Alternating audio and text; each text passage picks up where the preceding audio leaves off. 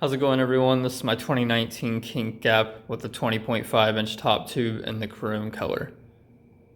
I grabbed this bike because I'm an avid mountain biker, but I was looking for something to break up the monotony of constantly hitting trails, and also it's just nice to mix things up every once in a while. So far, I've been pretty pleased with this bike. It comes in at about $350 depending on where you find it. I got mine on Dance Comp, and it's got some pretty nice high-end components for that price. Starting at the front of the bike, working our way back, we got Kink Grizzly handlebars. They're 10 inches in rise. I'm not sure on the width or the sweep.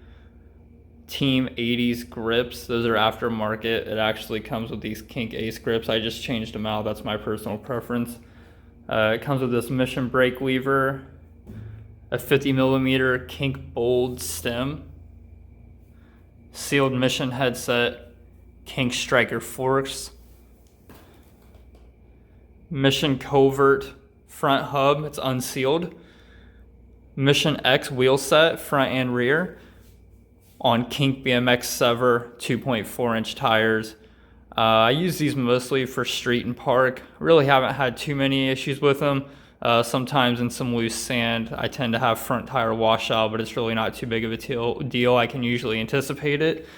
Moving on down the bike, get this really nice Kink BMX leather pivotal seat. It's pretty comfortable.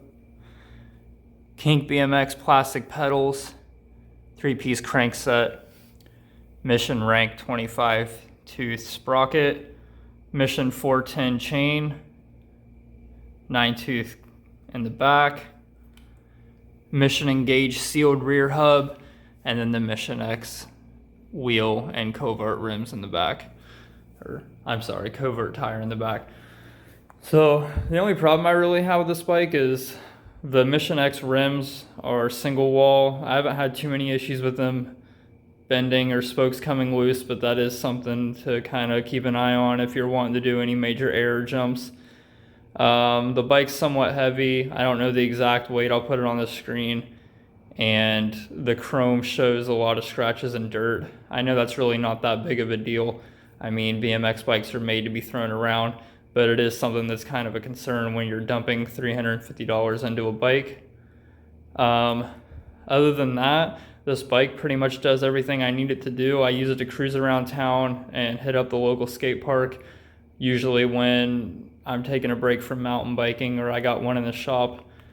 Yeah, I'm looking forward to progressing my BMX riding, and I hope you guys will stick along and wait for any upcoming videos. Please hit the subscribe button, give the video a like, and drop a comment if you want to know anything else.